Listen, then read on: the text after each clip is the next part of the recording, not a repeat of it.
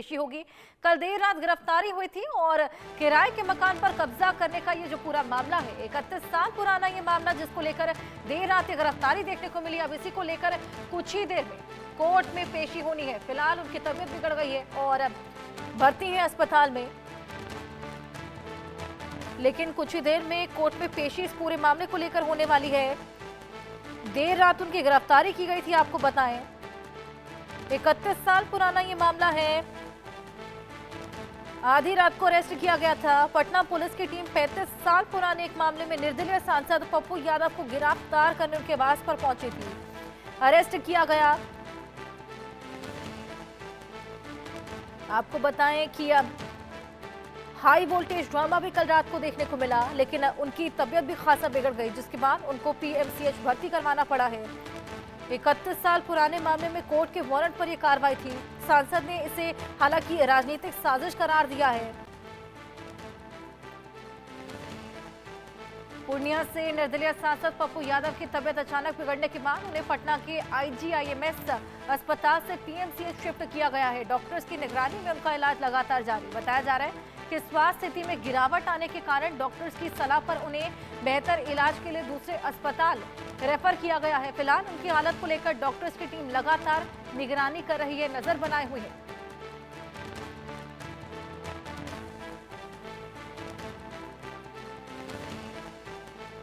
पूर्णिया सांसद पप्पू यादव अस्पताल में भर्ती हैं। पटना के इसी पीएमसीएच अस्पताल के इमरजेंसी वार्ड में पप्पू यादव भर्ती हैं। दरअसल पप्पू यादव को पुलिस ने कल रात गिरफ्तार किया, उसके बाद वो उनकी स्थिति जो है वो काफ़ी नाजुक हो गई है, बीमार चल रहे हैं।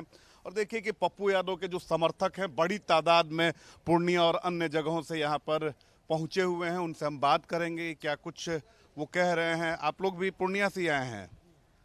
नहीं, आप नहीं बोलते हैं क्या? जी पूर्णिया से आए हम लोग। तो पप्पू यादव जी, हाँ, क्या जानकारी मिली? अभी तो सर हम लोग अभी पहुंचे हैं, तो अभी चल रहा है ट्रीटमेंट अंदर में, इमरजेंसी। अच्छा, तो अभी क्या जानकारी मिली पप्पू यादव जी के बारे में? अभी तो हमको नहीं मिले हैं, अभी तो आए हैं मिलने आए हैं। जी मिलने। तो समर्थक आए हुए हैं मिलने। आप कहाँ से आए हुए हैं? हम तो किशनगंज से आए हैं। 1 बजे ही जब देखें कि 12 बजे रात में अचानक, जब भी ये सरकार डरती है ना, पुलिस को आगे करती है।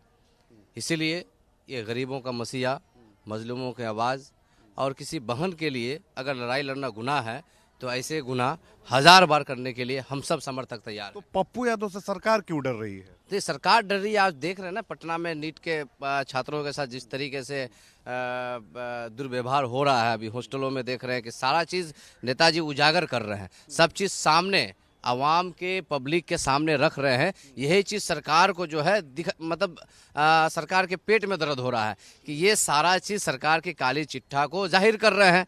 अगर इससे पहले भी आप देखे होंगे कि कोरोना में जब पूरी सारे नेता घर में बैठे हुए, तो वाहिद इकलौता इंसान पप्पू यादव जो है पूरे बिहार में गरीबों के रोजगार के, गरीबों को खाने देने के लिए जा रहे थे, और गरीबों के हर एक आवाज़ में पप्पू यादव रहते हैं। इसीलिए लगातार जब भी ये आवाज़ बन के गरीबों का उठते हैं, तब प्रशासन जो है इन्हें अरेस्ट करने का काम करता है और इन्हें मरवाने का भी साजिश है। प्रशासन उनको और सरकार उनको सजा दे रही है। यह पूरे सरकार, ये तो 35 साल पुराना मामला है। कोर्ट में जो है वो तारीख पर उपस्थित नहीं हुए थे। 35 साल पुराना मामला है, लेकिन उसको नया मामला, जैसे कि नीट का जो वो मामला उठाए, उसको 35 साल पहले एक मामला को खोज करके निकाल के उसको अब जेल में आवाज दबाने की कोशिश है। तो देखिए कि यहाँ पप्पू यादव के समर्थक पहुंचे हुए हैं और सभी जो हैं वो चिंतित हैं। जाहिर सी बात है कि नेताओं के प्रति जो एक संवेदना होती है कार्यकर्ताओं की, वो दिख रही है। तो यही केंद्रीय आकस्मिकी यानी इमरजेंसी वार्ड है पीएमसीएच का, इसी के अंदर पप्पू यादव को लाया गया है। फिलहाल वो इलाजरत हैं। हालांकि यहाँ से आगे जाने की परमिशन नहीं होती है, नहीं तो अंदर हम जाते तो ज़रूर आपको वो तस्वीर भी दिखाते। लेकिन पीएमसीएच में देखिए कि सुरक्षा व्यवस्था भी थोड़ी पुख्ता कर दी गई है, क्योंकि पप्पू यादव के समर्थकों का अपना हुजूम होता है। बड़ी तादाद में समर्थक जो हैं वो यहाँ पहुँचना शुरू हो चुके हैं। और ये देखिए कि पीएमसीएच के जो सिक्योरिटी के लोग हैं वो भी यहाँ मौजूद हैं, क्योंकि पप्पू यादव सांसद हैं, लोकप्रिय हैं। और यहाँ अगर देखेंगे तो धीरे धीरे जो उनके समर्थक हैं उनके आने का सिलसिला लगातार जारी है। अलग अलग जिलों से जो समर्थक हैं पप्पू यादव के वो पहुंच रहे हैं।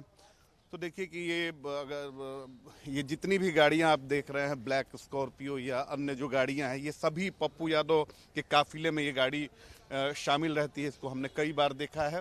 तो पप्पू यादव के समर्थकों के आने का सिलसिला लगातार जारी है और अब जो समर्थक हैं वो ये कह रहे हैं कि पटना में जो नीट छात्रा की मौत हुई थी हॉस्टल के अंदर।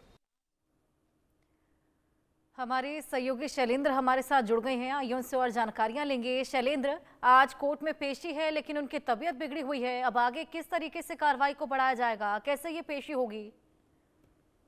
देखिए, कोर्ट में पेशी होना है और पेशी करना ही पड़ेगा, तो पेशी होती है, वीडियो कॉन्फ्रेंसिंग की से भी पेशी होती है। और चूंकि अवमानना का मामला है, ये कोर्ट में पेश नहीं होने का मामला है और इसी वजह से जो पप्पू यादव की गिरफ्तारी हुई है, कुर्की और जब्ती का वारंट भी निकला हुआ था और साथ ही उनकी गिरफ्तारी का वारंट भी निकला हुआ था।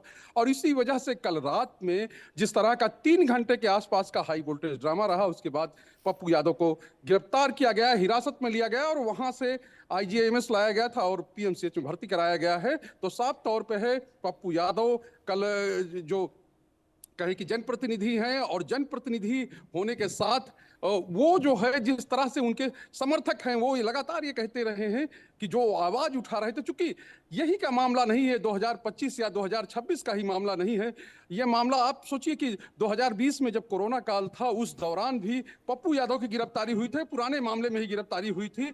चूंकि पप्पू यादव एक तरह से क्रांतिकारी नेता रहे हैं, दबंग नेता रहे हैं और लगातार या यूं कहें कि जिस तरह से वो आवाज उठाते हैं आम लोगों के बीच में जाकर या कहीं कोई घटना होती है वहां पर जाकर खड़े होते हैं। और विशेष बात है उनके बोलने का जो अंदाज है, वो जिस तरह से बोलते हैं उसको लेकर भी एक तरह से कहा जाए जो सत्ता प्रतिष्ठान होता है वो परेशानी में आ जाता है। और उनके समर्थक साफ तौर पे यही कह रहे हैं, कई जिलों में प्रदर्शन भी हुआ है पप्पू यादव की गिरफ्तारी को लेकर और उनके समर्थक कह रहे हैं कि हमारे नेता को बेवजह जो है वो परेशान किया जा रहा है। वो तो आए थे, आज पेश हो जाते कोर्ट में, यानी 7 तारीख को कोर्ट में पेश होने के लिए ही आए थे। जैसा पप्पू यादव भी कह रहे थे कि हम तो कोर्ट का आदेश मानकर पेश होने के लिए ही आए थे, हमको 7 तारीख को बुलाया गया था, लेकिन उससे पहले पुलिस आ गई और कई तरह की आशंकाएं वो जता रहे थे रात में जब उनकी गिरफ्तारी हुई। लेकिन अब चूंकि मामला पूरा ये न्यायिक प्रक्रिया से जुड़ा हुआ है, न्यायालय के आदेश से जुड़ा हुआ है, तो जाहिर सी बात है गिरफ्तारी हुई है तो उसके 24 घंटे के अंदर उनकी पेशी की जाएगी और साफ तौर पर उनको पेश किया जाएगा। और उसके बाद न्यायालय का जो आदेश होगा, चूंकि ये न्यायालय की अवमानना का मामला है, बार बार पेश नहीं होने का मामला है, जो मामला इतना पुराना है 1995 के आसपास का। कहा जाता है कि उस समय इन्होंने कोई किराए पे घर लिया था और उसमें उन्होंने पार्टी का ऑफिस बना दिया और उसी को लेकर ये मामला जो है वो दर्ज कराया गया था। हालांकि पप्पू यादव कह रहे थे कि आंदोलन से जुड़ा हुआ मामला, लेकिन जो लोग कह रहे हैं, जो चर्चा हो रही है कि ये पुराना मामला है और देखना होगा किराए पे कोई घर लिया गया था। में क्या कुछ रहता है, आप भी नजर बना रखिएगा। फिलहाल शुक्रिया।